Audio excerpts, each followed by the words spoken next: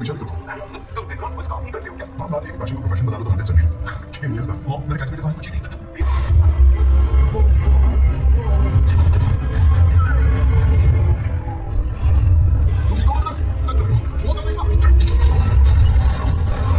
इस जगह को देखकर कोई नहीं कह सकता, पर ये वही सड़क है जो न्यूयॉर्क में इस बंदे से शुरू मचती है।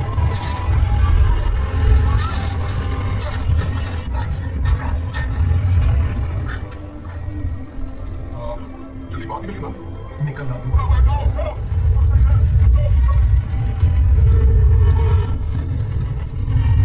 बैंक में क्या था?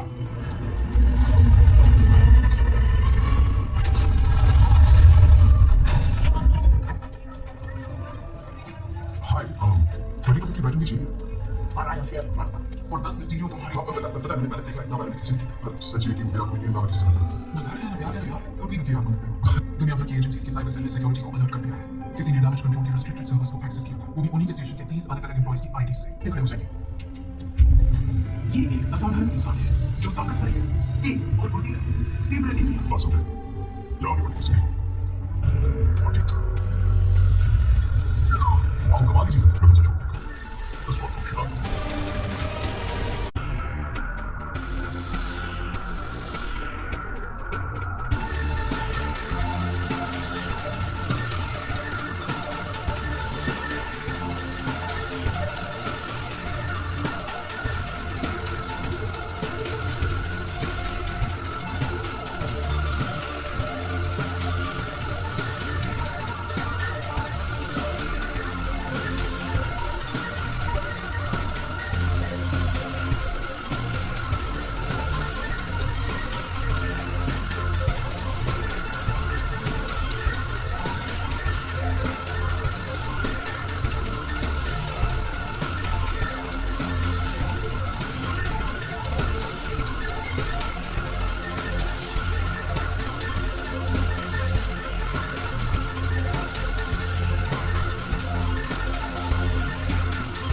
Peter Parker has spent years learning that being Spider-Man costs him pieces of an ordinary life. Brand New Day begins from a more unsettling possibility. What happens when there's almost no ordinary life left to protect?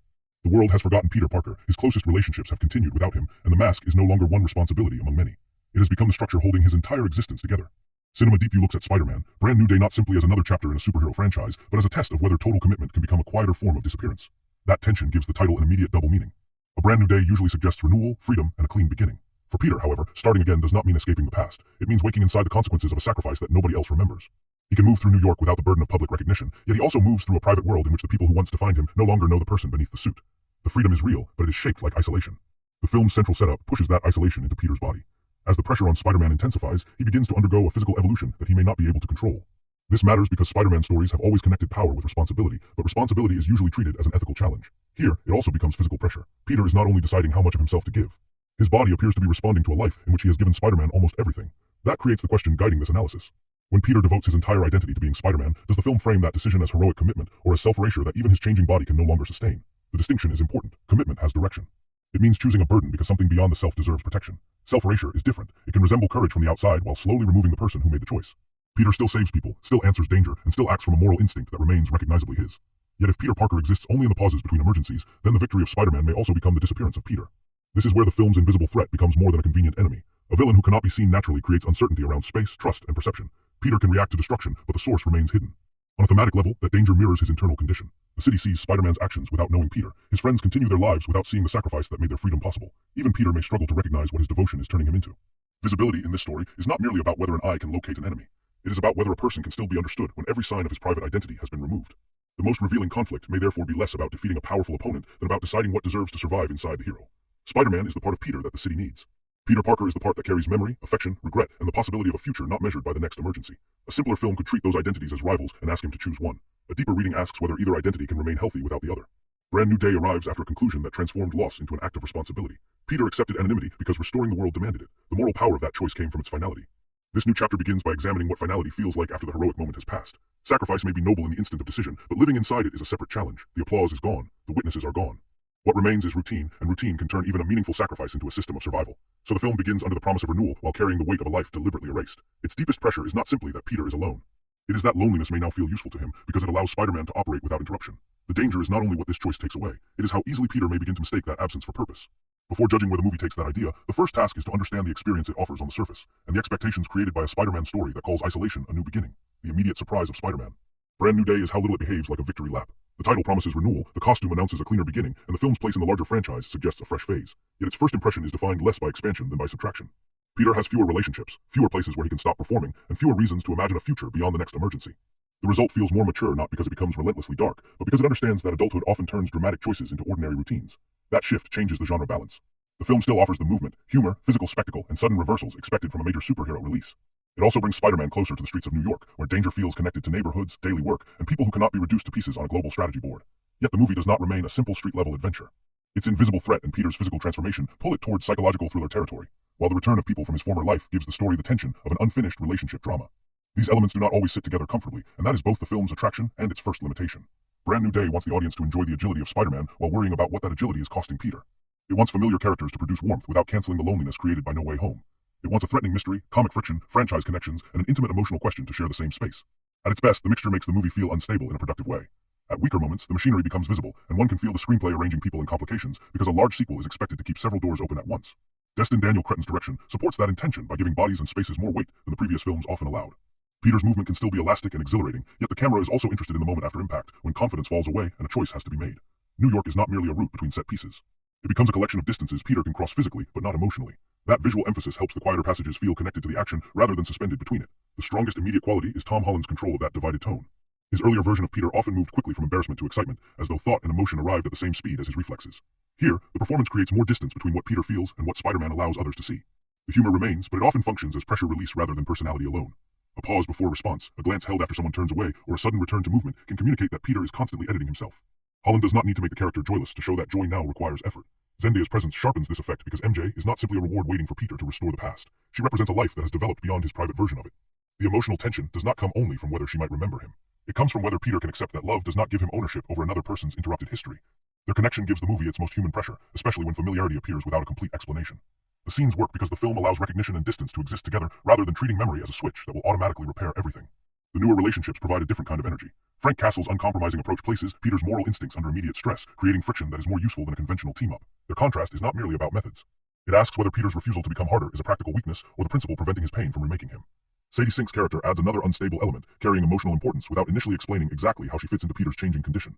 The film uses that uncertainty to widen its central concern. Isolation is not unique to the hero, even when his circumstances are extraordinary. The first meaningful reservation is that the film sometimes trusts accumulation more than concentration. There are enough characters, transformations, threats, comic exchanges, and future-facing implications to make the narrative feel crowded. Some action passages continue after their emotional point has already landed, and certain supporting appearances momentarily pull attention away from the more compelling question of Peter's identity. Spectacle is not the enemy of the film's intimacy, but it occasionally interrupts rather than expresses it. Still, Brand New Day is not primarily selling the comfort of repetition. It is most effective when it returns Spider-Man to a recognizable moral scale, while allowing Peter's internal crisis to become strange, physical, and difficult to control. Viewers looking mainly for constant cameos, multiverse escalation, or a complete restoration of the old group may find the movie more hesitant and emotionally demanding than expected. Those who connect with Spider-Man as a character defined by responsibility, loneliness, humor, and stubborn compassion are more likely to appreciate its direction. The film's first read, then, is of an ambitious reset that succeeds more through performance and emotional tension than through perfect structural control. It gives Peter a new external threat, but its real momentum comes from a more personal mechanism. Every attempt to live only as Spider-Man increases the pressure on the part of him he has tried to leave behind. The story begins with a Peter Parker who has converted loss into routine. 4 years after the world forgot him, he no longer divides his days between school, friendship, romance, and heroism. He lives alone, works without recognition, and treats crime fighting as a full-time obligation. That choice appears efficient. No one close to him can be threatened because of knowing his identity, and no ordinary commitment can delay him when the city needs help. Yet the apparent solution contains the problem that drives the film. Peter has removed almost every competing demand from his life, so Spider-Man has become both his purpose and his method of avoiding the pain attached to being Peter Parker. The screenplay does not need an elaborate incident to force him into action because he is already in motion. He patrols because stopping would leave him alone with memories nobody else shares. This gives the early action a slightly different dramatic function from the usual superhero opening. Each intervention proves his competence, but it also reveals a narrowing life. The more effective he becomes behind the mask, the less practice he has being visible without it. Heroism and avoidance begin to occupy the same movement. That is the story's first engine. Peter wants to protect New York by becoming completely available to it. The obstacle is not simply a villain strong enough to challenge him. It is that a person cannot remain endlessly available without being changed by the pressure. His body begins reacting in unfamiliar ways. Headaches, altered responses, and an evolution of his powers suggest that the boundary between Peter and Spider-Man is no longer stable. What he has treated as a moral decision now produces a physical consequence. At the same time, a strange pattern of crimes develops across the city. The threat is difficult to locate because it does not behave like a conventional opponent occupying one visible position. Its influence appears through other people and institutions, making every confrontation uncertain. Peter can respond to the damage, but identifying the source requires more than strength or speed. The danger is especially effective because it attacks his preferred way of solving problems. He has built a life around immediate action.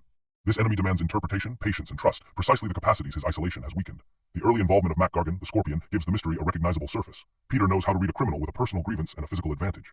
What unsettles him is the sense that the visible attacker may not be the true author of the violence.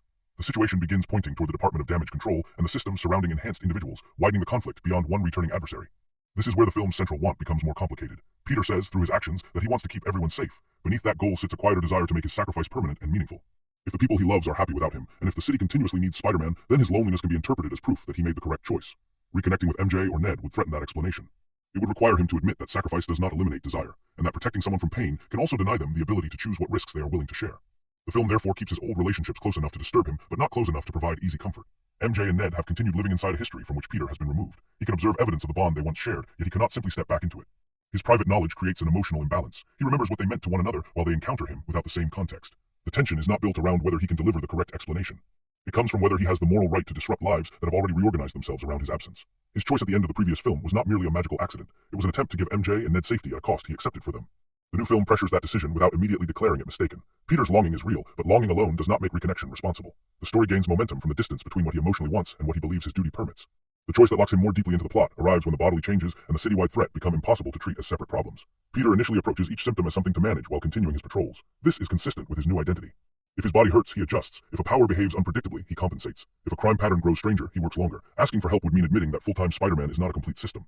The crisis becomes irreversible when he can no longer guarantee that his changing abilities are under his control. That loss of certainty carries a larger cost than personal injury. Spider-Man's moral authority depends on restraint. Peter possesses enough strength to cause enormous harm, so his heroism is measured partly by the care with which he uses it.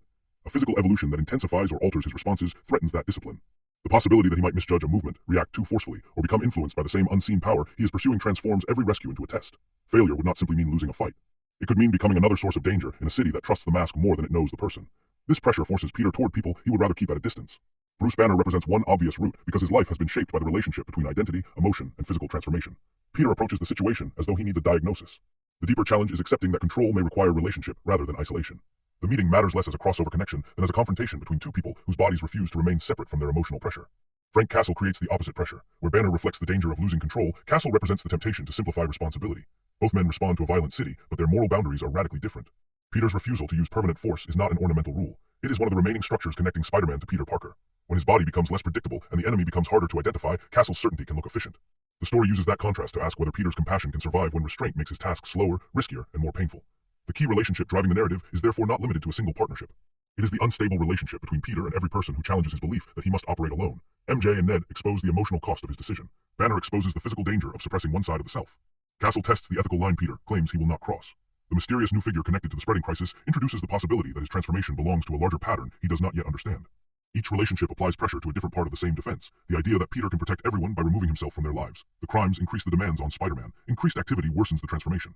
The transformation makes secrecy harder to maintain. Secrecy prevents Peter from receiving the help he needs. His isolation then drives him back into more patrol work, where the cycle begins again. This circular structure is the real mechanism beneath the action. Every attempt to solve the problem through greater commitment feeds the condition making him less reliable. Delay becomes important within that mechanism. Peter does not refuse help because he lacks intelligence. He refuses it because accepting help would challenge the meaning he has assigned to the last 4 years. If he can remain alone and still function, then the pain has a purpose. If he needs the people he left behind, the sacrifice becomes emotionally less tidy. The film allows him to postpone that recognition through practical distractions. Another emergency, another clue, another person in danger. Action becomes the respectable language of avoidance. The unseen antagonist benefits from this pattern. An isolated hero has fewer perspectives against which to test what he perceives. When an enemy can move through influence, possession, or hidden control, certainty becomes dangerous. Peter's instincts are extraordinary, but instinct cannot replace trust.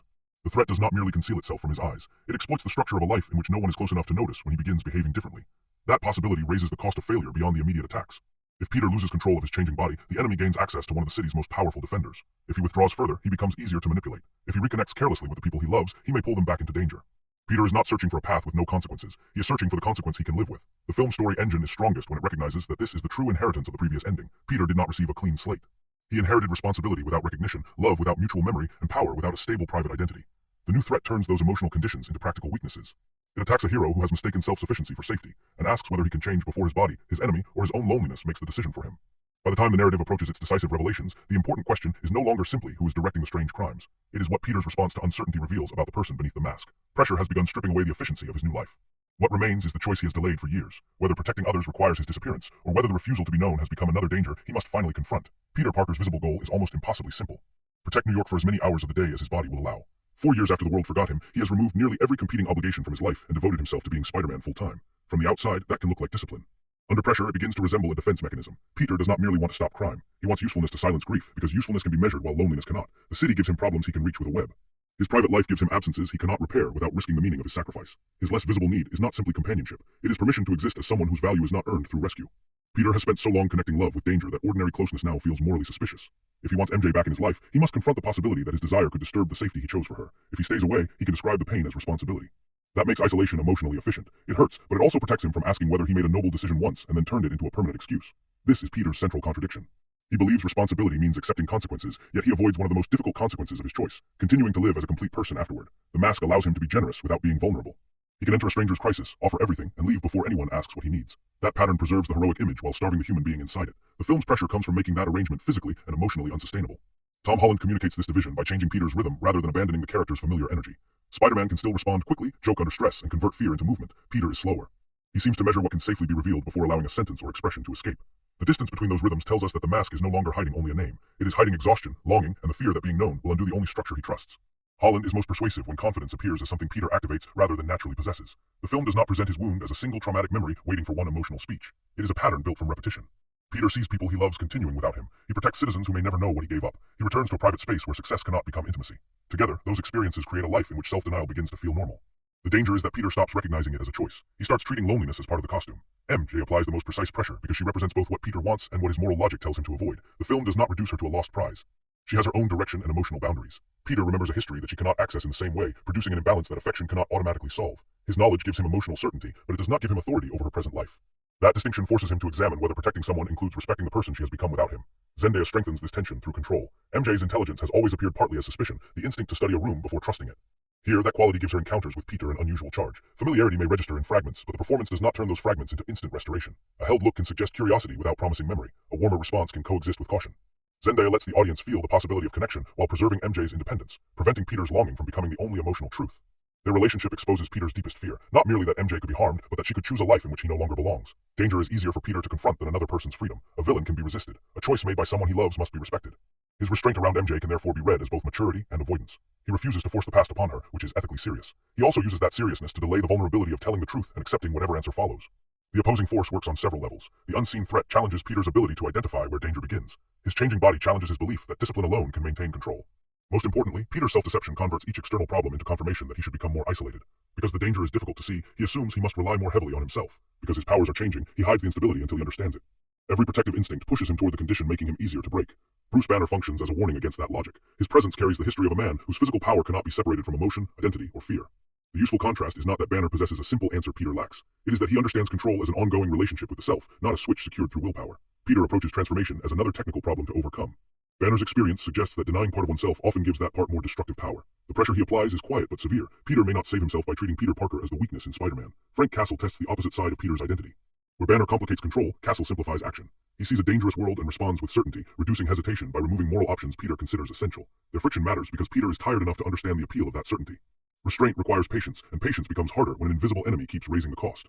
Castle represents more than a disagreement about methods. He represents the possibility that pain can turn a protector into someone who values ending a threat more than the person he becomes while doing it. Peter's response to Castle reveals that his moral limits are among the last surviving expressions of his private identity. He may have abandoned relationships, recognition, and the expectation of an ordinary future, but he has not abandoned the belief that power must be restrained by care. That belief comes from Peter Parker's losses and his refusal to make other people pay for them. When Castle challenges it, the film asks whether Peter can preserve compassion without rebuilding the human life that gave compassion meaning. The new figure played by Sadie Sink places pressure on a different weakness, Peter's instinct to recognize pain in others while concealing it in himself. Her presence carries enough uncertainty to prevent an immediate reading, but her emotional function is clear. Peter encounters someone whose situation cannot be solved by arriving, defeating an attacker, and leaving. Helping requires attention to identity, fear, and transformation. That demand mirrors his own crisis. He can see another person's isolation as dangerous long before he admits the same about himself. The supporting characters work best when each becomes a possible answer to Peter's problem. MJ represents connection without ownership. Banner represents integration rather than denial. Castle represents certainty purchased by moral contraction. The mysterious newcomer represents pain made visible through change. Their value lies in the pressure they apply, not in how many future stories they might support. When the film forgets that function, the ensemble feels crowded. When it remembers, the cast forms a map of the person Peter could become. Peter's physical evolution turns this character map into a crisis. His body expresses what his language refuses to admit. The current arrangement cannot continue unchanged. The transformation is frightening because it removes the separation Peter depends upon. He wants Spider-Man to contain strength, action, and sacrifice while Peter quietly absorbs the cost. As those boundaries collapse, the consequences of his emotional choices enter the visible world. The private wound can no longer remain private. This is where performance and theme meet. Holland plays Peter as someone attempting to stay one decision ahead of exposure. Zendaya plays MJ as someone who cannot be reduced to Peter's memory of her. The surrounding characters challenge different forms of avoidance. The film's pressure is not designed merely to reveal whether Peter is powerful enough. It reveals what he hides, what he is willing to sacrifice again, and whether he can distinguish responsibility from disappearance. The most important question is not who Peter becomes when pressure makes him stronger. It is who remains when strength stops protecting him from himself. His visible goal demands that he save the city. His hidden night demands that he accept a life in which saving others does not require erasing Peter Parker. The deeper argument of Brand New Day begins where those demands collide. A hero cannot remain humane by treating his own humanity as expendable. On the surface, Spider-Man. Brand New Day is about a hero whose powers are changing while an unseen enemy threatens New York. Beneath that structure, the film keeps returning to a more intimate pattern. Peter Parker has confused being absent with keeping people safe.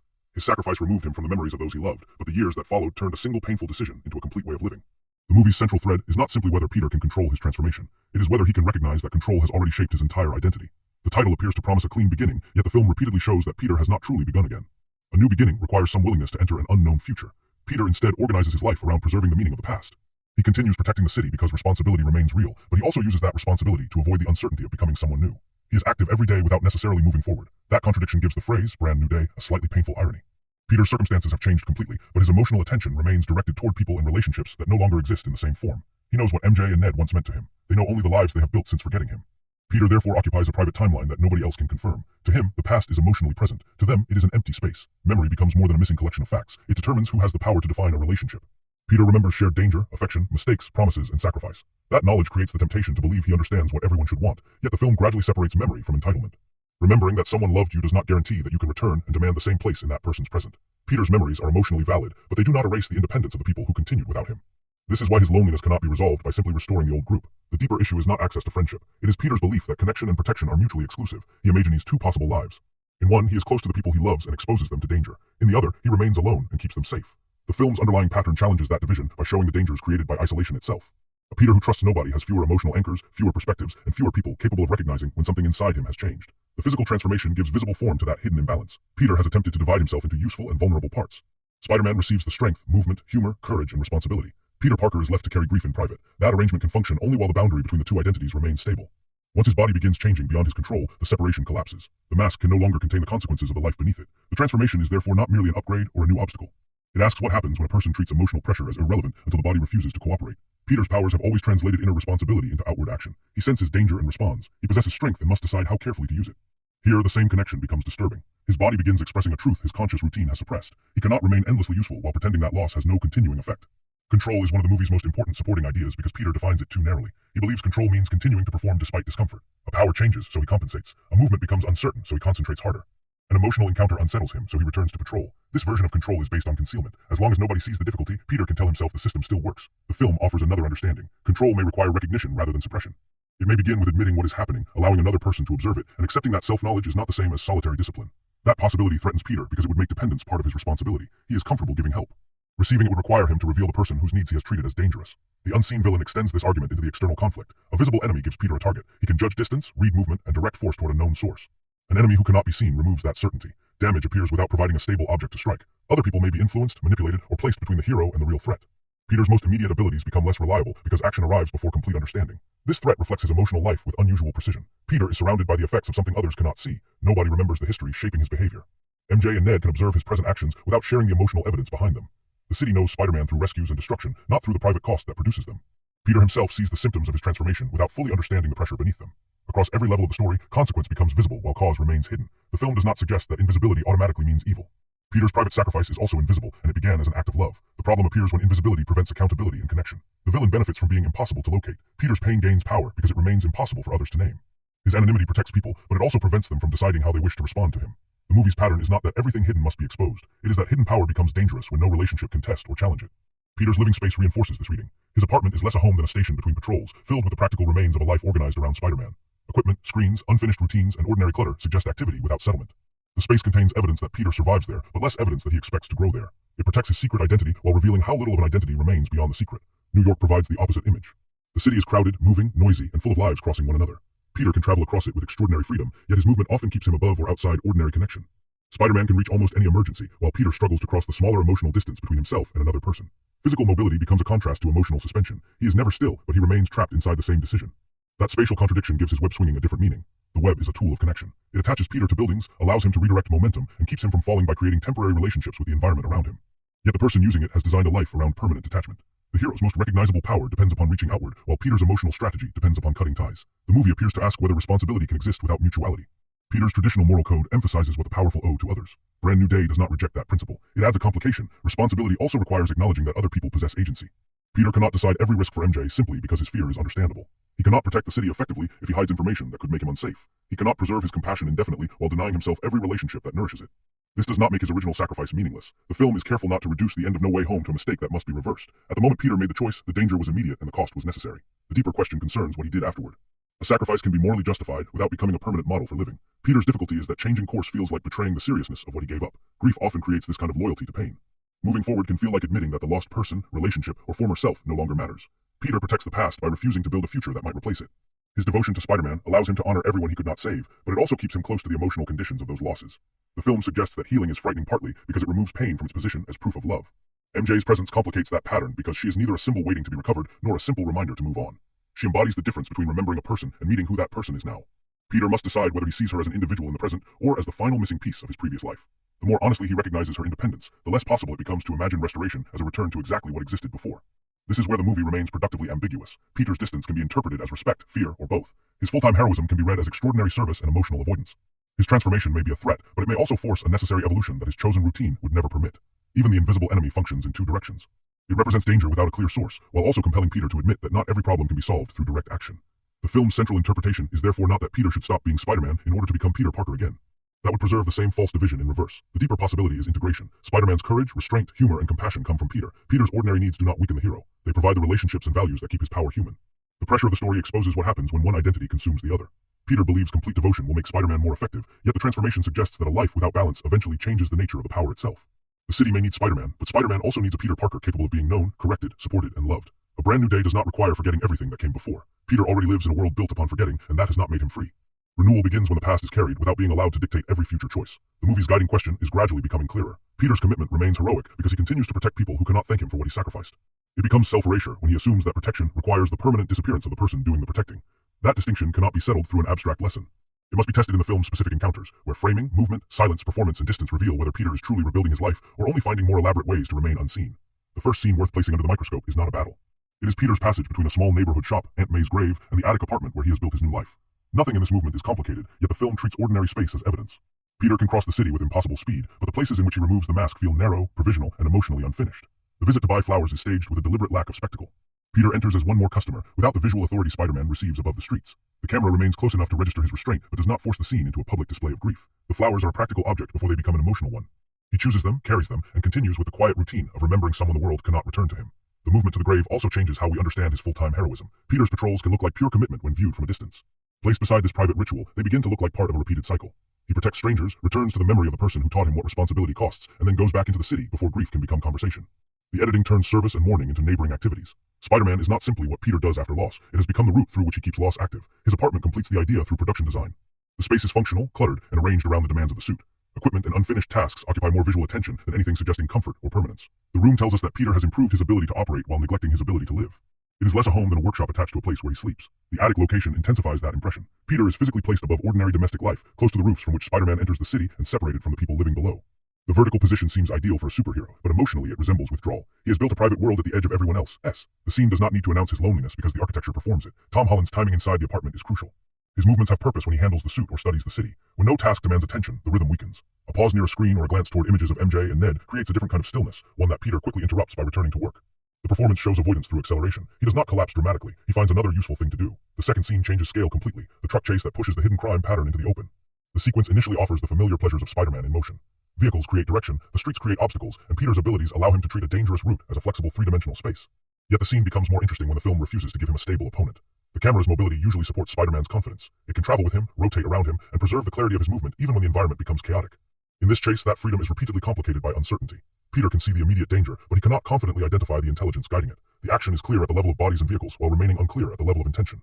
That distinction places the audience inside Peter's limitation. We understand what must be stopped before we understand what is causing it. The editing provides enough spatial information to follow the rescue, but it withholds the certainty that would turn the sequence into a simple pursuit.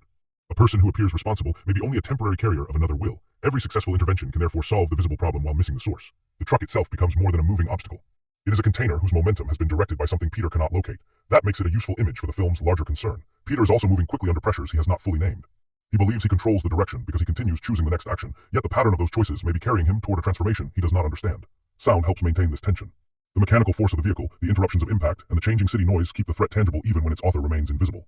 Spider-Man's humor appears against that pressure, but it cannot completely domesticate the sequence. The jokes provide rhythm and preserve Peter's familiar voice. The soundscape continues reminding us that confidence has not produced knowledge. The scene's most important shift occurs when Peter's physical response no longer feels entirely familiar to him. The sequence does not stop to explain every symptom. Instead, performance and movement briefly fall out of alignment. Spider-Man completes an action, but Peter's reaction suggests that his body has supplied more force, speed, or sensation than he expected. The disturbance is small enough to avoid revealing the later answers, yet precise enough to change the meaning of the spectacle. The audience is no longer watching only what Spider-Man can do. We are watching whether Peter still recognizes the person doing it. The third sequence develops the unseen antagonist through choreography rather than conventional visual effects. Before the character's full nature is explained, the film presents a presence that exists through the behavior of other people. A glance changes direction. A body pauses with an intention that does not seem to belong to it. Movement passes through a group without the camera offering one visible figure to claim it. This is an effective solution because literal invisibility can easily become visually empty.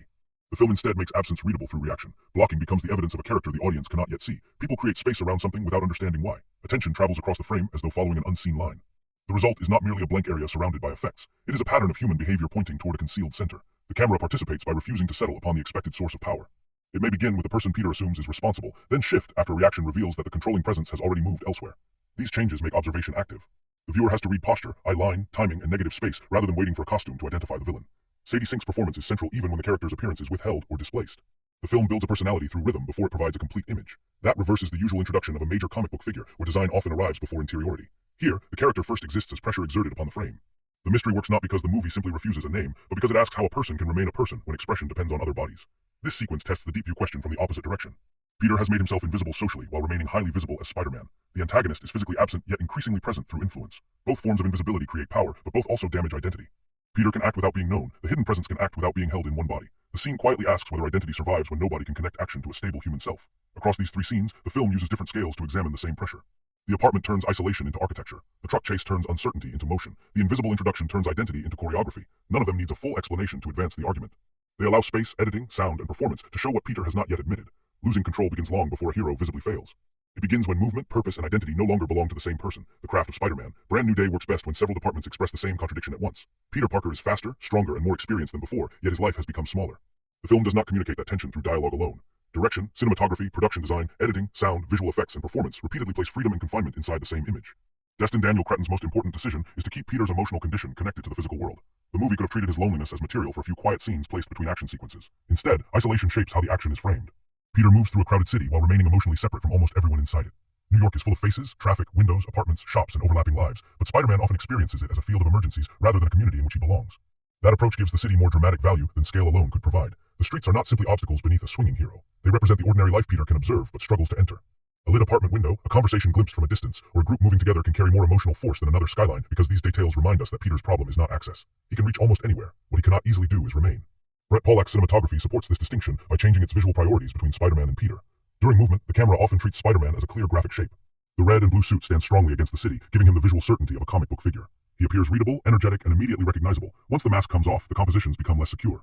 Peter is more likely to be surrounded by unfinished space, placed near the edge of a room, or separated from another character by objects and distance. The contrast is not merely decorative. It explains why Spider-Man feels easier for Peter to inhabit. The masked identity arrives with a strong outline. Its responsibilities are immediate, and its success can be measured through action. Peter Parker occupies a less definite frame. His desires conflict, his relationships contain histories that others no longer share, and no physical movement can guarantee the correct emotional result. The film occasionally recreates the bold arrangement of comic book imagery, but the most effective images are not valuable simply because they resemble printed panels. They work when graphic clarity becomes part of the character argument. Spider-Man can look perfectly composed in the middle of danger, while Peter is internally uncertain. The image offers heroic confidence at the exact moment the story asks whether that confidence can be trusted. A nighttime passage through rain demonstrates this convergence particularly well. Water gives the city surfaces that reflect and distort the suit's color. Spider-Man remains visually striking, but his outline is surrounded by shifting light rather than stable daylight clarity. Rain also changes the sensation of movement. It adds resistance, makes surfaces appear less dependable, and allows every light source to leave a temporary trace. The sequence preserves the pleasure of web swinging while introducing the feeling that Peter is moving through a world whose boundaries have become less certain. Visual effects are most convincing when they preserve physical consequence. Spider-Man's movement depends upon speed and impossible flexibility, but the film gains weight whenever the digital work respects momentum. A swing should feel connected to an anchor point. A landing should redirect force rather than simply end it. A collision should alter Peter's rhythm. These details matter because the story is concerned with whether his body still obeys the rules he understands. When his changing powers interrupt that familiar movement, the effects become part of the performance. The important detail is not merely that something more spectacular happens, it is Peter's fraction of uncertainty afterward. A movement may carry him farther than intended, or a physical response may arrive before conscious control. The visual effect creates the event, while Holland's reaction creates its meaning. Without that reaction, the transformation would resemble an upgrade. With it, power becomes evidence that Peter may be losing authorship of his own body. Editing controls how quickly that uncertainty reaches the audience. In the strongest action passages, the cuts allow us to understand Peter's intention before something disrupts it. We see what he expects his body or environment to do, then experience the break in that expectation. The interruption may last only a moment, but it changes our relationship to the following movement. Every successful action now carries the possibility of an unseen error. This is also why the action is less effective when it continues after its dramatic point has been established. Length does not automatically deepen pressure. Once the audience understands that Peter is powerful but physically unstable, additional movement must reveal something new about control, character, or consequence. When a sequence repeats the same danger at a larger scale, spectacle begins competing with the film's sharper emotional design. The movie's soundscape frequently restores that missing weight. Spider-Man's movement is accompanied by changes in air, fabric, strain, impact, and the density of the city below him. These sounds create the impression that his body remains connected to an environment rather than floating across a digital background. They also allow small irregularities to become noticeable. An unfamiliar pulse, a distorted sensation, or a moment in which expected sound disappears can suggest that Peter's perception is changing before the screenplay explains why. Silence becomes particularly important around MJ. Action gives Peter permission to respond immediately. Silence removes that protection. In their quieter encounters, a pause can contain memory for him and uncertainty for her. The absence of speech does not mean the scene lacks information. It exposes the imbalance between two people standing in the same place while carrying different versions of their shared past. Holland and Zendaya use this space differently. Holland often appears ready to move toward recognition before restraint pulls him back. His body leans into familiarity while his words attempt to respect distance. Zendaya's performance is more observational. MJ studies Peter's reactions without possessing the history that would explain them. The camera and editing avoid rushing to resolve that imbalance, allowing a glance to remain suggestive without turning it into proof that everything has returned. Production design extends the same argument into Peter's apartment. The room is filled with practical evidence of Spider-Man, but comparatively little evidence of a future Peter is building for himself. Its objects support maintenance, repair, observation, and departure. The space tells us he expects to return from patrol, but not necessarily that he expects his life to change. This design makes the suit's color more meaningful. Against the muted, functional environment, red and blue can look like the most complete identity in the room. Spider-Man occupies Peter's attention, tools, time, and physical space. The costume is not simply something stored inside the apartment. The apartment feels increasingly like something built around the costume. Costume design also participates through condition rather than novelty. The suit can carry repairs, stress, and evidence of use without losing its iconic clarity. That balance reflects Peter himself. He still presents a recognizable heroic surface, but close observation reveals accumulated pressure. The movie does not need to make the costume unrecognizable to show change. Wear becomes a history written onto the symbol. The score is most effective when it resists instructing the audience to feel heroic simply because Spider-Man appears. Familiar musical confidence can emerge during movement, then thin out when Peter's control becomes uncertain. The emotional passages benefit from restraint because the performances already carry longing. Overemphasis would turn Peter's loneliness into melodrama. A lighter musical presence lets grief exist as something habitual rather than constantly announced. Cretton's direction brings these systems together by treating physical action and emotional behavior as parts of one performance. A rescue can reveal Peter's need to remain useful. A joke can hide fear. A transformation can expose suppressed pressure. A room can show how completely one identity has occupied another. The film's craft becomes strongest when no department is merely decorating the plot. The central test is whether all this technique supports the movie's deeper argument. Most of the time it does. The cinematography gives Spider-Man clarity while leaving Peter uncertain. The production design turns isolation into a place. Editing converts unstable power into disrupted expectation. Sound restores weight and makes absence expressive. Performance connects every external change to an internal choice. The weaker moments arrive when visual scale becomes an obligation rather than an expression. A superhero film of this size is expected to provide elaborate movement, recognizable figures, and escalating danger. Brand New Day occasionally meets those expectations without fully translating them into Peter's crisis. Yet when its craft converges, the film achieves something more valuable than spectacle alone. It makes the audience feel the difference between moving freely and living freely, showing that Peter can cross an entire city in seconds while remaining trapped inside a decision he made years ago. The most consequential weakness in Spider-Man. Brand New Day is that its emotional argument is often more focused than its franchise structure. The film understands Peter Parker's crisis with unusual clarity. He has made Spider-Man his entire life, and the resulting isolation is beginning to change him physically as well as emotionally. That idea could support a tightly concentrated character study. The movie, however, must also accommodate returning relationships, a concealed villain, Peter's evolving powers, several established Marvel characters, large-scale action, humor, and possibilities for future stories. These elements do not destroy the central argument, but they repeatedly compete for the attention it needs. The problem is not simply that the film contains many characters. A crowded story can still feel unified when every person applies pressure to the same conflict. Bruce Banner, Frank Castle, MJ, Ned, and the new threat can each illuminate a different part of Peter's struggle. Banner challenges his understanding of bodily control. Castle tests his moral restraint. MJ and Ned expose the consequences of choosing isolation for other people. The antagonist turns hidden influence into an external reflection of Peter's invisible life. The difficulty appears when these characters briefly stop functioning as parts of Peter's story and begin operating as announcements of their own importance. A familiar entrance can shift the audience's attention from what the moment means to what it might set up. Recognition becomes the primary pleasure. The film then feels less like one complete argument and more like a central drama surrounded by doors leading toward other projects. Frank Castle creates the clearest example of both the benefit and the limitation. His uncompromising approach gives Peter a useful ethical opponent. Peter has every reason to become harsher. He is exhausted, isolated, physically unstable, and facing an enemy that makes restraint difficult. Castle's certainty therefore tests whether Spider-Man's compassion is a genuine principle or a luxury that survives only under manageable conditions. That conflict is valuable because it places Peter's morality under practical pressure. Yet some of their interaction leans heavily on the entertainment of contrast. Spider-Man's movement and humor collide with Castle's blunt seriousness, producing energetic friction. Once the ethical difference has been established, however, repeated exchanges can begin restating the same opposition. The scenes remain enjoyable, but enjoyment and development are not identical. The film occasionally keeps the pairing active after its central point has already landed. A similar issue affects the action. The best sequences express Peter's internal instability through disrupted movement. His body responds in ways he does not fully expect, turning familiar superhero ability into a source of uncertainty. These moments advance character, theme, and spectacle at the same time. Other passages appear designed mainly to increase physical scale. More vehicles, impacts, locations, and participants enter the sequence, but Peter's emotional condition remains unchanged from the beginning of the action to the end. The distinction matters because the movie's strongest conflict is not based on whether Peter can survive a larger collision. It is based on whether he can continue trusting himself. Once that uncertainty has been established, every additional beat should deepen it. Peter might hesitate at the wrong moment, use more force than intended, misread a person under outside influence, or recognize that someone else has noticed his instability. Without a new consequence, extended action becomes volume rather than escalation. The strongest defense of this scale is that Peter's crisis cannot remain private. Spider-Man protects a crowded city, and any loss of control naturally produces public consequences. The film needs enough physical danger to show why his transformation cannot be treated as a personal inconvenience. Large sequences also provide contrast with the quiet emotional passages, preserving the energy expected from a Spider-Man adventure. That defense is convincing up to a point. The action is not unnecessary, and reducing the film to conversations about loneliness would ignore the physical language through which Spider-Man stories express responsibility. The limitation lies in emphasis. When the spectacle is built from Peter's changing relationship with his power, it strengthens the movie. When scale seems included because the final act of a major superhero production must become larger, it temporarily weakens the specificity that makes this chapter distinctive. A smaller limitation appears in the treatment of the transformation itself. The physical evolution is one of the film's most promising ideas because it gives Peter's emotional imbalance a visible consequence. It suggests that he cannot divide heroism from humanity indefinitely. Yet the movie sometimes approaches the change as a mystery to be withheld rather than an experience to be explored. Mystery creates anticipation, but withholding can reduce emotional access. Peter notices symptoms, conceals them, and continues moving. This is consistent with his character, yet the audience occasionally needs more than evidence that something is wrong. We need to understand how the change alters his relationship with ordinary sensation, trust, and fear. The most affecting moments are not those that make the transformation look powerful. They are those that make Peter unsure whether his own body remains a place in which he can feel safe. The defense is that uncertainty places the audience beside him. Explaining the transformation too quickly would remove the anxiety of discovering it through consequences. It could also reduce an unsettling physical problem to another piece of superhero terminology. By delaying certainty, the film preserves the sense that Peter's identity is changing faster than his ability to describe it. Even so, concealment occasionally becomes repetition. Peter experiences an irregularity, dismisses it, and returns to action. The pattern accurately represents avoidance, but repeating it without a new emotional response risks making avoidance predictable. A more concentrated progression would allow each symptom to remove a different layer of control. The first could create private doubt, the second could damage trust, and the third could force public recognition. The film sometimes reaches those stages less cleanly than its central idea deserves. The emotional material involving MJ faces a related danger. Their scenes are strongest when they respect the imbalance between Peter's memory and her present life. He cannot treat their former relationship as a contract she unknowingly remains bound to. The film understands that affection does not remove her agency. At times, however, the story depends so heavily on the audience's existing attachment to Peter and MJ that it allows shared history to perform work the current film has not fully dramatized. A look, pause, or familiar rhythm carries enormous emotional weight because viewers remember earlier chapters. That continuity is legitimate, but the new story is most powerful when it also shows who these people are now. Nostalgia should complicate the present rather than replace it. None of these weaknesses is destructive. They emerge from the same ambition that gives the film its appeal. Brand New Day wants to be an intimate study of identity without surrendering the scale, humor, connections, and momentum of a major Spider-Man film. Its friction comes from trying to protect both purposes. The film succeeds whenever franchise elements become instruments of Peter's crisis. It weakens whenever Peter's crisis pauses so the larger franchise can display itself. The difference can be felt immediately. In one mode, every character, joke, fight, and visual effect pushes Peter toward an unavoidable choice. In the other, the movie briefly resembles a collection of expected attractions. That inconsistency keeps Brand New Day from achieving the complete concentration of its best passages.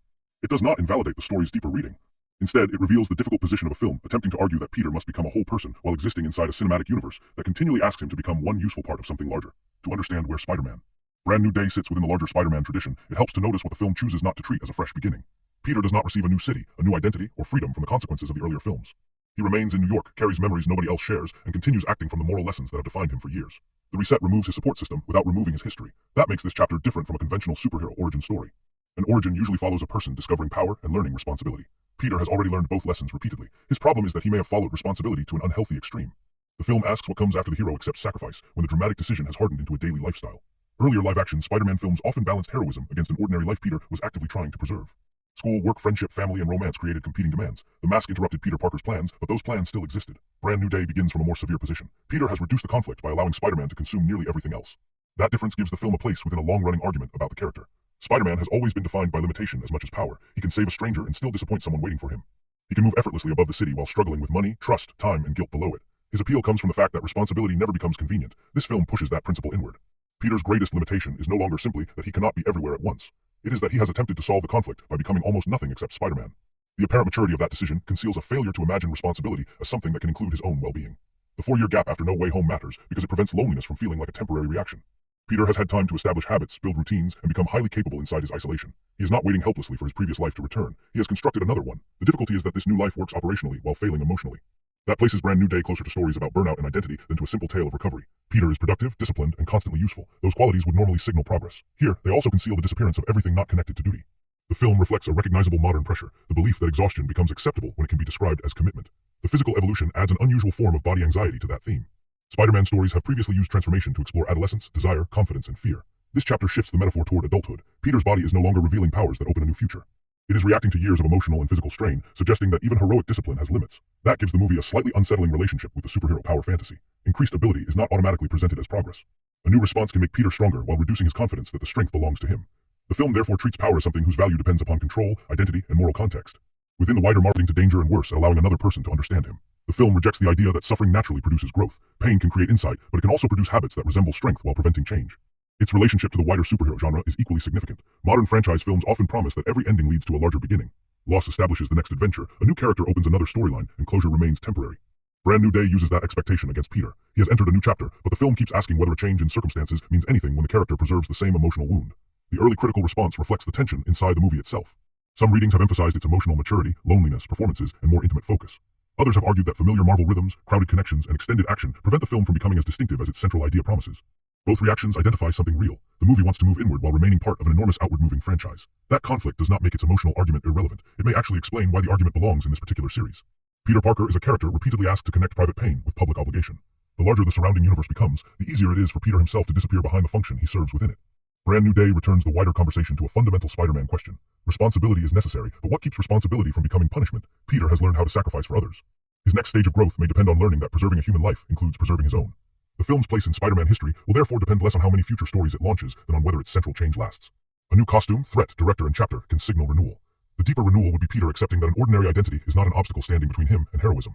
It is the part of him that gives heroism a reason to remain humane. The most revealing production fact behind Spider-Man, Brand New Day, is that its change of direction did not require abandoning the writers who carried Peter through the previous chapters. Chris McKenna and Eric Sommers received the screenplay credit after also writing Far From Home and No Way Home. That continuity matters because the film's reset is built upon consequences rather than a replacement of history. The writers already understood the emotional promises surrounding Peter, MJ, Ned, and the final spell. Their task was not to manufacture another loss, but to examine the adult life created by the loss they had already written. The project also gained an unusually valuable development period through a scheduling change. Tom Holland later explained that delaying production gave Destin Daniel Cretton roughly 6 months to develop the screenplay with a creative team. A delay is not proof of quality, and additional time does not automatically produce a focused movie. In this case, however, the fact sharpens the reading of the finished structure. Brand New Day does not behave like a story rushing to reverse the previous ending. It spends significant attention establishing Peter's isolated routine and allowing that routine to become the cause of the new crisis. Cretton publicly described the team as concentrating on the suit, Spider-Man's movement, the scale of the event, and the emotional story. Those priorities can be seen working together in the film's strongest passages. The suit restores a clear, recognizable Spider-Man image, but the person inside it is less stable. The swinging offers physical freedom while Peter's private existence remains confined. The event-scale action attracts the audience outward, while the emotional design keeps returning to the cost of devoting an entire identity to the mask.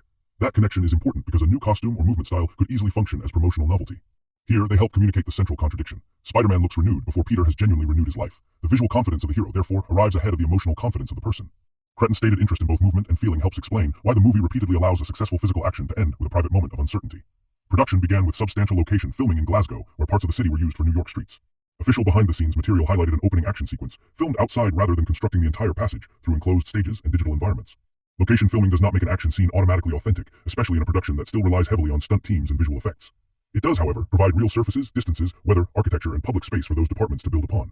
That choice changes how the opening can be read. Peter's new status is grounded in the streets he has chosen to protect full-time. Vehicles occupy measurable space, buildings produce real visual boundaries, and the action must respond to the shape of an existing environment. The city feels less like an abstract background behind Spider-Man and more like a physical system through which he must make decisions. This supports the film's move away from multiversal spectacle toward pressure located in one recognizable urban world. The production also paused for approximately 1 week after Holland sustained a concussion while filming. Reports stated that the pause was taken as a precaution and that production resumed without changing the planned release date. The incident should not be romanticized as evidence of dedication, and an actor's injury does not make the resulting action more valuable. Its useful production meaning is narrower. The film's physical work involved coordinated performance demanding enough that safety had to take priority over schedule. That distinction matters when assessing the action. Holland's physical presence, stunt performers, practical vehicles, location work, editing, and digital effects contribute collectively. Treating one performer's risk as the source of realism would erase the specialists responsible for designing and safely completing the sequences. The better reading is that the production aimed to preserve a human physical reference within a highly constructed superhero world. These receipts reveal a film designed between continuity and reinvention. Returning writers protected the consequences of the earlier story. Additional development time allowed the new director to shape a different stage of Peter's life. Cretton's focus connected emotion with the suit and movement. Location photography gave the city physical weight, while the temporary production pause reminds us that spectacle is created by real people working within necessary limits. None of these facts can prove that every creative decision succeeds. They do clarify the intention behind the strongest ones. Brand New Day was not built merely to place Spider-Man back on screen. Its production choices were directed toward making his return look physically renewed while allowing the story to question whether Peter Parker has renewed at all, the strongest counter-reading of Spider-Man. Brand New Day begins by resisting the idea that Peter Parker's isolation must be understood primarily as emotional avoidance. Perhaps he has not erased himself because he is afraid to live. Perhaps he has accepted with unusual seriousness that returning to MJ and Ned would place his desires above the safety and independence their new lives have given them. From this perspective, Peter's distance is not evidence that he has stopped respecting himself. It is evidence that he has finally stopped treating love as a reason to pull other people into his battles. He remembers the dangers attached to knowing Spider-Man, while MJ and Ned have been released from that burden. Reintroducing himself would not simply restore friendship. It would reopen a history they did not choose to recover and potentially reconnect them to risks they can no longer evaluate from the same position. The loneliness that follows is painful, but pain does not automatically make the decision unhealthy. Responsibility often requires accepting a cost without expecting the world to reward or even recognize it. Peter's life as a full-time Spider-Man can therefore be read as a disciplined response to a reality he cannot reverse fairly. He has lost his old support system, but rather than allowing that loss to make him bitter, he continues protecting people who do not know what he surrendered for them. This interpretation also changes the meaning of his nearly empty private life. The apartment, the constant patrols, and the absence of ordinary relationships may suggest self-erasure, but they may also represent a period of deliberate reconstruction. Peter is no longer a student moving between identities created by family, school, mentors, and friends. For the first time, he must discover who he is without those structures. The fact that his new life remains incomplete does not prove that the choice behind it was mistaken. His devotion to Spider-Man might even be the most honest identity available to him. Peter Parker's public history has effectively disappeared, while Spider-Man's responsibility remains. The city still contains people in danger. His abilities still create an obligation he cannot ignore. Under these conditions, focusing on heroism is not necessarily an escape from reality. It may be the clearest way he can participate in it. The physical evolution can also support this alternative. Our central reading has treated the change as the body's protest against an unsustainable life, yet transformation does not always represent breakdown. In superhero storytelling, it can also represent adaptation. Peter is facing greater pressure, and his powers may be changing because the person carrying them has entered a new stage of adulthood and responsibility. That possibility gives the title a more hopeful meaning. The brand new day may not require Peter to recover the exact life he lost. It may require him to become capable of living without it. His altered abilities could symbolize the painful emergence of a Spider-Man no longer defined by mentorship, adolescent uncertainty, or dependence upon a familiar group. What appears frightening at first may be the beginning of a form he has not yet learned to understand. The unseen villain strengthens this interpretation by making Peter's independence practically valuable. He faces a threat that cannot be approached through ordinary assumptions about visibility or direct confrontation. A hero attached too closely to predictable routines and relationships might expose those connections to manipulation. Peter's anonymity gives the enemy fewer obvious roots into his private life. What looks emotionally isolating may also provide strategic protection. Even his hesitation around MJ can be defended as respect rather than fear. Peter holds knowledge that gives him an enormous emotional advantage. He remembers intimacy she does not consciously share. Entering her life and revealing that history could place an unfair obligation upon her to respond to feelings belonging to a version of herself she cannot fully access. By remaining cautious, Peter allows her present identity to matter more than his memory. This counter-reading explains why the film does not simply condemn his sacrifice. Peter's decision remains rooted in compassion. He is not punishing MJ or Ned, and he does not demand recognition from the city. He continues acting according to values that survived even when his social identity did not. His loneliness may be tragic, but tragedy and error are not the same thing. The alternative becomes less convincing, however, when independence turns into secrecy about risks that affect other people. Peter has the right to accept personal loneliness. He does not have the same right to conceal an unstable transformation if it could compromise his judgment or endanger those around him. Responsibility cannot mean privately deciding that every consequence belongs to him when his power makes those consequences public. The same limit applies to MJ and Ned. Respecting their independence does not necessarily require permanent silence. Peter must not treat past love as ownership, but refusing to provide any truth also removes their ability to make an informed choice. Protection becomes paternalistic when one person decides, without discussion, which risks another person is permitted to understand. Both readings therefore explain important parts of Peter. The self-erasure interpretation explains why his life has narrowed, why constant usefulness cannot resolve his grief, and why his transformation feels connected to suppressed pressure. The discipline sacrifice interpretation explains why his distance retains moral dignity, and why returning to the past cannot be treated as an uncomplicated cure. Neither reading is sufficient alone. Calling Peter's choice purely unhealthy would diminish the courage and compassion behind it. Calling it purely heroic would ignore the damage created when sacrifice becomes permanent identity. The film's credibility comes from allowing the same behavior to contain duty and avoidance at once. My reasoned position falls between those extremes. Peter was right to accept the original cost when the crisis demanded it, and he is right not to force himself back into lives that continued without him. Where he goes wrong is in treating one necessary sacrifice as proof that every future connection must also be surrendered. His commitment becomes self-erasure not because he chooses Spider-Man, but because he refuses to let Peter Parker participate in that choice. A mature new beginning would not restore the past exactly as it was or abandon the responsibility of the mask. It would allow Peter to respect other people's agency, disclose the truths that affect them, and accept that interdependence is not the opposite of heroism. The alternative reading makes the central argument stronger by reminding us that isolation can sometimes protect, discipline can sometimes heal, and transformation can sometimes signal growth. The unresolved question is where those possibilities end and denial begins. The film's repeated visual and behavioral patterns offer clues, especially in details that appear ordinary before their full significance becomes visible. The most revealing rewatch signal in Spider-Man: Brand New Day is the way Peter repeatedly experiences other people through screens, windows, recordings, and physical distance. At first, these images seem like practical reminders of the life he lost. Look again, and they establish a larger pattern. Peter can observe connection without participating in it. Technology keeps the people he loves visible while protecting him from the uncertainty of being seen by them. The early footage of MJ and Ned continuing their lives is especially important. Peter watches moments that prove they are moving forward, but the image cannot acknowledge him in return. He possesses access without relationship. The screen offers information while preserving the emotional arrangement he has chosen. He can remain close enough to care and distant enough to avoid changing anything. That pattern subtly repeats whenever Peter pauses at the edge of another person's space. Doorways, windows, rooftops, and the borders of crowded rooms often place him near ordinary life without fully placing him inside it. On a first viewing, these compositions communicate loneliness. On a second, they reveal how frequently Peter chooses the observational position even when a path toward contact exists. His body often makes the choice before his words do. Around MJ, he may begin to lean forward, soften, or respond with the rhythm of their forgotten familiarity. Then restraint returns. The movement stops, the distance is restored, and Peter retreats behind careful language. These interrupted gestures matter because they show that his isolation is no longer effortless. One part of him is continually moving toward connection, while another part pulls him back. The film's use of webbing develops a parallel pattern. Webs normally represent Spider-Man's ability to move, rescue, and connect one point of the city to another. They turn falling into direction and distance into possibility. As Peter's physical evolution intensifies, however, webbing begins to feel less like a tool he controls and more like evidence of a process happening through him. The image of Peter waking surrounded by webbing initially plays as a disturbing symptom. Viewed within the film's wider design, it reverses the meaning of his most familiar power. The material that usually carries him into the world has formed an enclosure around him. Connection has become containment. The image quietly summarizes his life. Peter has built everything around Spider-Man, only to find himself trapped inside the identity that once gave him freedom. Watch how often the film places confidence before interruption. Peter begins a swing, rescue, joke, or physical response with the ease of an experienced hero. A small irregularity then enters the rhythm. His movement exceeds expectation, sensation arrives unexpectedly, or his expression briefly shows that the result did not belong entirely to conscious intention. These moments can be missed because Peter often completes the task successfully. The danger is hidden beneath competence. On a rewatch, the important detail is not whether he falls or loses a fight. It is the fraction of a second in which he studies his own body afterward. Each pause is another stage in the gradual loss of certainty. His humor also changes meaning when heard twice. Spider-Man's jokes still create energy and distract opponents, but some arrive precisely when Peter is least comfortable. The line provides a familiar surface while his posture or timing reveals strain beneath it. Humor becomes another mask, allowing him to sound like the hero everyone recognizes while concealing that he no longer completely recognizes himself. Flowers form a quieter signal. Peter's visit to Aunt May's grave appears to be a private act of remembrance, separate from the main threat. Yet the flowers connect grief with repetition. They are living things cut from their roots, preserved briefly so they can carry meaning to someone absent. Peter's own life follows a similar structure. He keeps his memories alive through ritual, while remaining separated from the relationships that once gave those memories a living context. The grave visit also clarifies why responsibility has become so difficult for him to question. Spider-Man is tied to May's moral legacy. Reducing his patrols or asking what Peter needs may feel, to him, like weakening the promise created by her loss. On a second viewing, his devotion is therefore not only about protecting the city, it is also about maintaining a relationship with someone he can no longer speak to. Ned's fascination with Spider-Man provides a more playful version of the same theme. His tracking technology turns the hero into a moving symbol on a map. Ned can follow Spider-Man's location without recognizing the person he once knew beneath the mask. The joke carries an emotional irony Peter cannot share. His former best friend is searching for him while lacking the memory necessary to realize he has already found him. The tracker also reduces Spider-Man to visible movement. A location changes, an emergency appears, and the icon continues. It cannot show what happens when Peter returns to an empty room or hesitates outside MJ's life. The city sees a constantly active hero, while the film asks us to notice the private stillness hidden between those points. The unseen antagonist makes these patterns more threatening. Throughout the film, attention often arrives before a visible source. A person looks toward empty space, behavior changes without an obvious cause, or the camera leaves part of the frame suspiciously open. The absence is not empty, it contains pressure. On a first viewing, these details build mystery.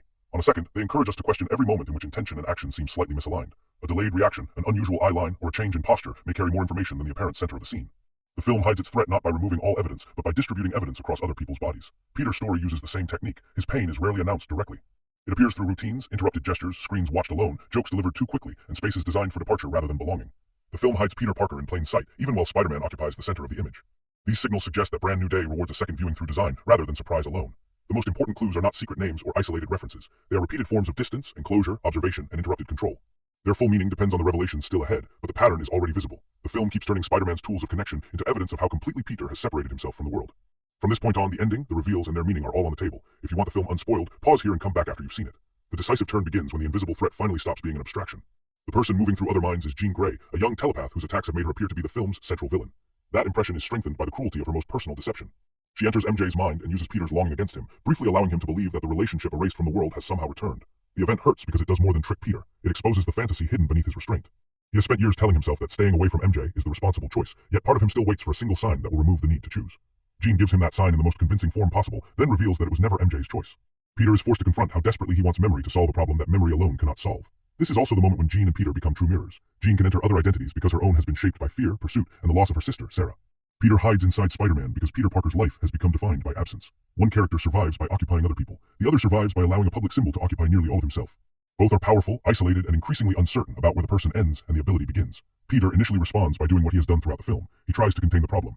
Working from the information he has received from Damage Control, he helps capture Jean and develops technology intended to suppress her powers. The decision is understandable. Jean has manipulated innocent people, endangered the city, and violated MJ's autonomy. Peter cannot ignore those consequences simply because he recognizes her pain. Yet containment becomes the first major moral failure of his investigation. Peter trusts the institution that presents itself as the stable authority because its explanation fits the evidence he can see. Jean appears unpredictable. Damage Control appears organized. Bill Metzger speaks the language of public protection, while Jean communicates through intrusion and chaos. Peter therefore mistakes order for honesty. The film's deeper point is not that institutions are always corrupt or that unstable power must never be restrained. It is that Peter accepts Metzger's version because he is still trying to solve uncertainty without relationship. He wants a clean division between protector and threat. Jean's behavior makes that division easy to believe. What he has not yet asked is why she is searching for the same fragment of language again and again, or why Damage Control knows more about her abilities than it admits. The clue is the incomplete phrase Jean received from Sarah before her death. She has been searching for VMAX, assuming it names a project, device, or location. The answer is smaller and more devastating. Inside the Damage Control facility, Jean sees a worn label on an air vent. Most of the printed word has faded, leaving only the fragment she received. Sarah was not sending a secret code. She was transmitting the final thing she could see. That revelation reorders the story. The mysterious phrase was never a map toward power. It was evidence of confinement. Jean's violent search was not driven by a desire to dominate the city. It was an attempt to reconstruct the final experience of a sister taken from her. Damage control had detained Sarah, forced her abilities beyond safe limits, and treated her mind as a resource to be measured. Metzger's organization did not merely fail to protect someone dangerous. It created the danger by reducing a person to what could be extracted from her. The consequence is Jean's psychological collapse. Her powers surge outward, freezing the city's movement and turning private grief into a public emergency. The scale is enormous, but the emotional cause is precise. Jean is standing in the place where her sister's identity was erased by an institution that described exploitation as safety. Her reaction is destructive, yet the film refuses to make destruction the only truth about her. This is where Peter's own transformation reaches its decisive test. He enters the facility wearing the inhibitor he has built to regulate his changing body. The device represents his preferred solution to identity: separate the unstable part, suppress it, and continue functioning. It allows him to use his mechanical web shooters and preserve the version of Spider-Man he already understands. Damage control has prepared for that version. Its security forces possess equipment designed to neutralize the artificial webs. Peter's familiar methods fail because the institution has studied the visible hero while ignoring the changing person. The trap works on the Spider-Man Peter has been trying to preserve, not on the integrated identity he has been afraid to accept. As the fight turns against him, the physical symptoms he has hidden become impossible to disguise. His body is no longer politely waiting for his emotional life to stabilize. The darkened eyes, organic webbing, heightened senses, and increased force reveal that his evolution has continued beneath every attempt at suppression. Peter appears closest to becoming the monster he fears at the exact moment the film asks whether greater power has removed his moral agency. Jean frames the choice in terms Peter cannot avoid. She believes people like them are denied ordinary lives. Difference attracts fear, control, exploitation, and loss. From her perspective, Peter's hope of remaining both a human being and a hero is another comforting lie. The world has already taken his family, his friendships, his name, and his future with MJ. Why continue pretending that Peter Parker survives in any meaningful sense? The argument is persuasive because the film has spent its entire runtime showing evidence for it. Peter lives alone. The people he loves do not remember him. The city values Spider-Man without knowing the person beneath the mask. Even his body is moving away from ordinary human experience. Jean is not inventing his fear. She is naming the conclusion toward which his life appears to be moving. Peter's answer is expressed through action rather than a simple declaration. He removes the inhibitor and accepts that the transformation belongs to him. He does not become less dangerous by doing so. He becomes more powerful at the exact moment restraint matters most. The security forces attacking him are trapped and disabled rather than destroyed. His organic webbing bypasses the countermeasures designed for his old equipment, but the scene's victory is not that his powers have upgraded. It is that his control no longer depends entirely upon denying what he has become. This resolves the physical thread established throughout the film. Peter's evolution was never simply punishment for isolation, nor was it automatically a gift. It became dangerous because he treated it as an alien force to be hidden. Once he accepts that Spider-Man and Peter Parker are not rival occupants of one body, he can use the new abilities without surrendering moral authorship. The distinction is crucial. Integration does not mean indulging every impulse. Peter's strength remains heroic because he directs it through values formed by grief, love, and experience. The body may change, but responsibility still requires choice. The film's argument is not that authenticity means acting without restraint. It means restraint becomes healthier when it is chosen by a whole person rather than imposed by one identity upon another. Peter then reaches Jean before she can turn her grief into irreversible revenge against Metzger. He does not excuse what she has done. He also refuses the institution's claim that she is only a threat. His appeal focuses on consequence. Killing the man responsible would not restore Sarah or return the life stolen from Jean. It would allow Metzger's cruelty to determine the person she becomes after surviving it. Jean responds by entering Peter's mind. Earlier, psychic entry was framed as violation and manipulation. Here, Peter allows it, changing the meaning of the same power. Consent turns invasion into connection. Jean encounters the memory of Aunt May, not as a convenient speech from the past, but as the emotional structure that still exists inside Peter even after the world has forgotten him. May's presence links Jean's grief to Peter's. Both have lost the person who gave moral shape to their lives. Both respond by building an identity around the loss. Jean turns pain outward through psychic control. Peter turns it inward through endless duty. The memory offers a third possibility, being valued not for exceptional power, usefulness, or difference, but simply as a person. This is the answer Jean has been denied by damage control. Metzger's system sees extraordinary people as assets, hazards, or resources. Their humanity matters only in relation to what their abilities can provide or threaten. Peter has unknowingly applied a similar logic to himself. He values Peter Parker mainly as the moral support system required to keep Spider-Man operational. May's memory breaks that calculation. Peter was loved before usefulness entered the equation. Peter extends that recognition to Jean. He does not promise to repair her life or replace her sister. He offers the one thing neither of them has allowed themselves to seek honestly, another person willing to remain present. The moment completes the film's central movement from observation to relationship. Peter stops studying Jean as a problem and allows her to see the grief beneath his mask.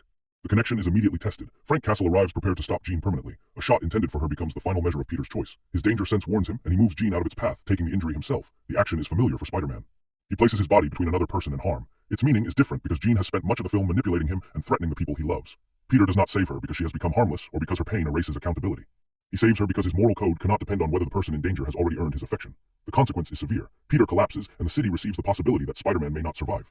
Frank, who has challenged Peter's restraint throughout the story, is forced to confront the human cost of his own certainty. The man who believed permanent force produced cleaner outcomes has nearly killed the hero who was trying to prevent another death. Frank's response matters because the film does not transform him into Peter's moral opposite and leave him unchanged. He carries Peter to medical care and remains present. Later, his respect is directed not toward Spider-Man's strength, but toward the courage of protecting someone at the moment when fear made destruction easier. The experience does not erase Frank's history or philosophy, but it briefly allows him to recognize that restraint can demand more bravery than force. Jean also chooses connection over escape. Though she remains outside the hospital, she uses her abilities to reach Peter's unconscious mind and help keep him alive. The person first presented as a body-hopping threat now enters another mind to preserve rather than control it. The reversal is direct without being simplistic. Her power has not changed. The relationship governing its use has. Peter wakes to a city transformed by concern. Vigils gather. Red and blue light turns the skyline into a public expression of gratitude. People wear Spider-Man masks and wait for evidence that the hero survived. The sequence could be read as sentimental reward, but its placement gives it greater significance. Peter believed the city needed his constant labor, while Peter Parker needed nothing. The crowd reveals that the relationship was never entirely one-directional. They still do not know his civilian identity, but they recognize dependence. Spider-Man has carried the city repeatedly, and now the city gathers around the possibility of losing him. Peter does not receive his old life back. He receives evidence that allowing others to care is not the same as burdening them. Frank helps him leave without exposing his identity, creating a small visual reversal. While Peter exits as an ordinary person, Frank appears at the hospital window in the mask so the crowd can celebrate Spider-Man. Earlier, the mask allowed Peter to disappear. Here, it protects Peter Parker's return to the world. The symbol no longer consumes the man, it creates space for him. Metzger's escape prevents the resolution from becoming too plain. The individual responsible for Sarah's death and Jean's persecution avoids immediate accountability. That choice can feel frustrating, but it preserves the film's distinction between emotional victory and institutional victory. Peter saves Jean from becoming an instrument of Metzger's violence, yet the system that produced the crisis remains active. Yelena Belova's effort to examine Damage Control's concealed files suggests that accountability may continue through evidence rather than revenge. It also confirms that Peter's new commitment to interdependence cannot remain a private emotional lesson. Corrupt power is harder to confront when every hero, witness, and victim operates alone. The unfinished investigation extends the theme beyond friendship into collective action. Jean's departure carries similar ambiguity. She leaves New York by bus, moving toward an uncertain destination rather than being absorbed immediately into Peter's life. The film respects the connection without pretending one compassionate exchange can resolve trauma, grief, or public danger. Peter offers a beginning, not ownership. Jean's future remains hers to choose. MJ's ending is quieter and deliberately incomplete. Peter does not use Jean's deception or the crisis as an excuse to force the entire truth upon her. The earlier kiss is revealed to have occurred while MJ was controlled, making Peter's emotional relief painfully false and the violation of her autonomy more serious. Afterward, her lack of memory provides the logical clue that exposes Metzger's lie, but it also reasserts that the relationship cannot be restored through a shortcut. The film leaves MJ alone with an object from the erased past and with a feeling she cannot fully name. This can be read as evidence that affection survives beneath the spell. It can also be read more cautiously as the persistence of emotional traces without complete memory. The distinction matters. The ending does not grant Peter the romantic reunion he wants. It gives both characters the possibility of future recognition without declaring that love automatically defeats consent, time, or change. Peter's final return to Aunt May's grave completes the inner arc. Earlier visits reinforced a life organized around solitary duty. Now he acknowledges that continuing alone is no longer the responsible choice. May's lesson has not changed. Peter's interpretation of it has. Responsibility does not require him to become unreachable. The last encounter with Ned turns that realization into a simple human action. Peter meets him again and introduces himself rather than remaining a silent observer. Their familiar handshake emerges almost automatically. Ned's body remembers a rhythm his conscious mind cannot explain, and recognition appears in the name he speaks. The moment works because it avoids a large magical reversal. Peter does not deliver a perfect speech, and Ned does not suddenly recover every shared memory on screen. Connection begins through habit, trust, and movement. The handshake is the opposite of psychic possession. Jean entered bodies and used them without consent. Peter reaches out, and Ned freely completes the pattern. This final image answers the Deepview question with necessary qualification. Peter's devotion to Spider-Man is heroic when it protects people without demanding reward. It becomes self-erasure when he assumes that love, friendship, and assistance are threats to responsibility. The film does not solve the conflict by asking him to choose Peter Parker over Spider-Man. It lets him become both at the same time. There is another defensible reading. Ned's recognition could suggest that the spell is weakening and that the old life will gradually return regardless of Peter's growth. Under that interpretation, the ending risks rewarding him with restoration rather than requiring him to build something new. The post-credits image, which places his tracker unexpectedly beyond Earth, also threatens to pull this intimate resolution back toward larger franchise machinery. Yet the more persuasive reading focuses on Peter's action before the recognition. He introduces himself without knowing whether Ned will remember. That is the growth. The handshake is not valuable merely because it may break magic. It is valuable because Peter finally accepts the uncertainty of reaching toward another person. The post-credits suggestion of an off-world future may shape the next adventure, but it does not alter the emotional conclusion of this one. Before Peter can be carried into another cosmic crisis, Brand New Day restores the principle that makes any scale of heroism meaningful. He cannot protect humanity by treating his own humanity as disposable. The movie earns its ending not through the defeat of a single villain, because Metzger escapes, nor through complete romantic repair, because MJ's future remains uncertain. It earns it by changing Peter's definition of responsibility. He begins the film believing that sacrifice proves love when nobody else is allowed to share the burden. He ends it understanding that survival, trust, and moral control depend upon connection. The Brand New Day is therefore not the morning after the world forgets Peter Parker. That was only absence. The true beginning arrives when Peter chooses to be known again without controlling what recognition will give him in return. What remains after the plot has finished is not the image of Peter winning a fight. It is the smaller side of him choosing to be visible again. For most of the film, Spider-Man moves through New York as a figure everyone can recognize and almost nobody can truly know. Peter Parker exists in the spaces left behind by that symbol. The attic room, the graveyard, the pause before speaking to MJ, the moment after an unfamiliar power passes through his body. The ending does not erase those spaces. It changes what Peter believes they must mean. The image that stays with me is the final handshake with Ned. It is not dramatic in the way a collapsing building or a citywide psychic event is dramatic. It carries no guarantee that the missing years will return. Peter reaches out without knowing whether the gesture will be accepted, understood, or remembered. Ned answers almost by instinct, and for one brief moment the body preserves a relationship the mind cannot fully name. That is why the moment matters more than a complete restoration would have. A sudden return of every memory could have solved Peter's loneliness through magic. The handshake asks him to do something harder. He must begin again without controlling the result. He can offer truth, presence, and patience, but he cannot demand that another person become the exact version he remembers. The same principle reshapes his connection with MJ. The film refuses to treat love as a password capable of reopening a closed life. Peter's memories remain real, and the emotional traces between them may still exist, but MJ's present identity matters. She's not waiting in suspension for him to restore the correct timeline. Any future relationship must be built through choices made now, not through Peter's ownership of what happened before. That restraint gives the ending a mature sadness. Peter has not recovered everything he lost. Jean has not been healed by one act of compassion.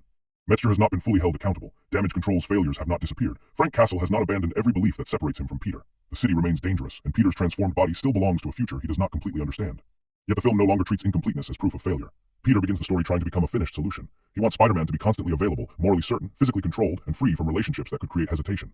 That version of heroism sounds efficient because it removes every variable except duty. It also removes the conditions that make duty humane. Jean reveals the danger of identity without stable connection.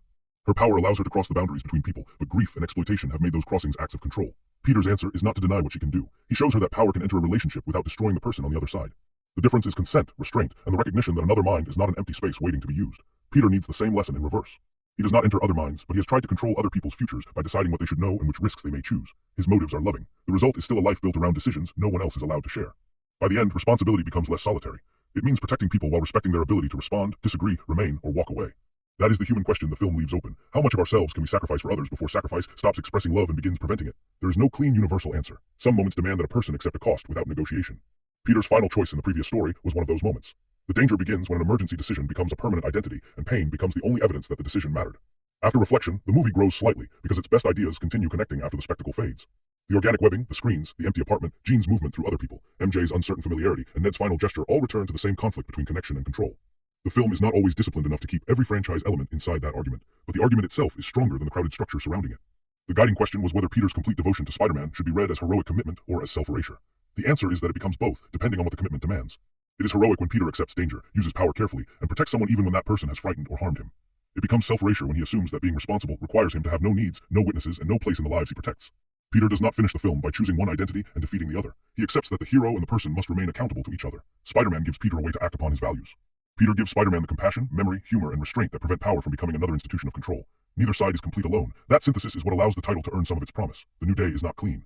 It arrives with injuries, unresolved threats, uncertain relationships, and consequences that cannot be reversed. It is new because Peter finally responds differently. Instead of watching from a safe distance, he introduces himself. Instead of suppressing every unfamiliar part of his body, he learns to direct it. Instead of treating help as evidence of weakness, he allows connection to preserve him. My personal score for Spider-Man, Brand New Day is 6 out of 10. That score reflects a film with a compelling emotional center, several thoughtful visual patterns, and a more mature understanding of Peter Parker than its crowded structure consistently allows. Its greatest achievement is turning the familiar conflict between Peter and Spider-Man into a question of integration rather than scheduling. The problem is no longer that heroism makes him late for an ordinary life. It is that he has almost stopped believing an ordinary life deserves to exist. Tom Holland carries that idea with a performance built from restraint rather than constant breakdown. He communicates a Peter who has learned how to look functional while gradually losing the ability to feel whole. The humor remains recognizable, but it often sounds like a tool he reaches for under pressure. The quieter reactions after action, especially when his body surprises him or MJ unsettles his control, give the film emotional continuity. Zendaya's work is equally important because MJ cannot become a passive reward for Peter's suffering. Her uncertainty protects the story from the easiest romantic solution. The film allows Peter's memories to matter without making them more important than her autonomy. Even when the writing depends heavily on the audience's attachment to their earlier relationship, the performance keeps MJ present as a person rather than an object from Peter's past. Jean Grey gives the movie its most interesting mirror. Her grief, instability, and treatment by damage control connect the personal story to a wider fear of people whose abilities cannot be easily regulated. The film is strongest when it refuses to reduce her to either innocent victim or dangerous villain. She causes real harm, but the system hunting her has also created and exploited the conditions behind that harm. Peter's decision to protect her does not erase accountability. It prevents accountability from becoming revenge. The largest limitation is concentration. Bruce Banner, Frank Castle, damage control, MJ, Ned, Jean, Peter's transformation, and the future-facing material all contain useful ideas, but the film cannot give every thread equal depth. Some appearances sharpen Peter's crisis. Others briefly feel like reminders that this story must also prepare pieces for a larger universe. The difference is visible whenever an emotionally precise scene is followed by action that expands in scale without expanding the argument.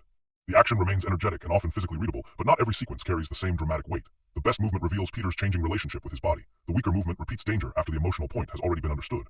This makes portions of the film feel longer than the character story requires, even when the individual images remain polished. A 6 out of 10 is therefore not a rejection of the movie's ambition. It recognizes how close the film comes to a distinctive reinvention and how often franchise obligation interrupts that focus. The central interpretation is thoughtful enough to support reflection, but the complete experience is less controlled than the hero's emotional arc deserves. Viewers most likely to value the film are those who connect with Spider-Man through Peter's loneliness, moral restraint, and ordinary vulnerability, rather than through spectacle alone. Anyone invested in the consequences of No Way Home will find meaningful development here, especially because the story does not simply restore the previous group and pretend the sacrifice never mattered. Audiences primarily looking for constant multiverse escalation, uninterrupted action, or a clean romantic reunion may find the film hesitant. Its most important victories are emotional and incomplete. The ending opens relationships rather than fully repairing them, and the villainous system remains active after the immediate crisis.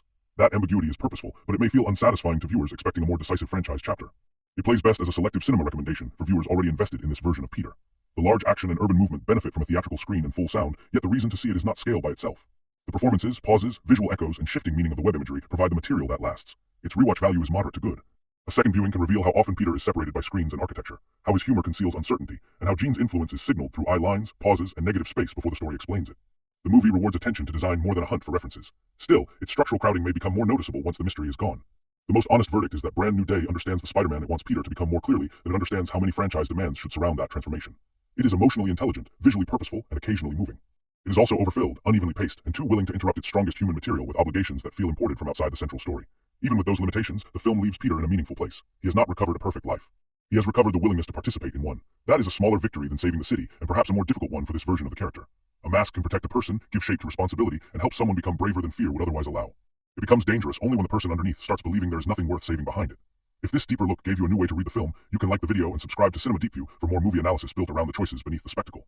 How did you interpret Peter's transformation? Was it the physical result of suppressing Peter Parker, or the beginning of an evolution he would have faced regardless of his isolation?